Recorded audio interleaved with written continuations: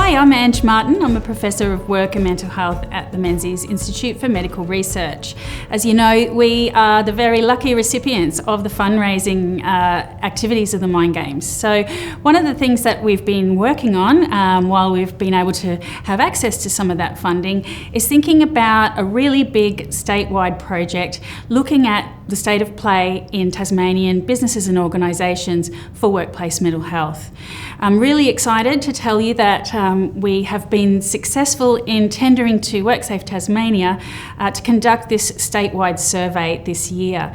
And what the survey aims to do is, firstly, with employers, it will look at the capabilities, the policies, the practices. What are people doing in the space of workplace mental health? Is it at a high level of maturity or completely absent in relation to certain areas?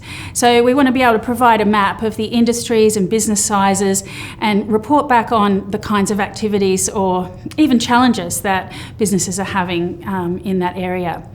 But the next part of it will also be an employee survey. So we're looking to survey, up to 15,000 Tasmanian employees about how they experience their workplaces, how it affects their mental health, and also how they manage their own mental health issues in relation to working. And again, with those two big surveys, we'll be able to inform our wonderful funder, WorkSafe Tasmania, and also all of the Mind Games participants as to the results of those big statewide data collections. The other thing that we'll be doing with the survey report is then thinking about where the real gaps are, where the biggest potential for improvement is, and looking to, again, the scientific literature about what sort of interventions might be most effective for those specific problems. So thinking about things that might suit small businesses versus large employers, things that might work in hospitality versus in health. So we'll try and set that sort of scorecard up with some really practical advice for the future and how to improve.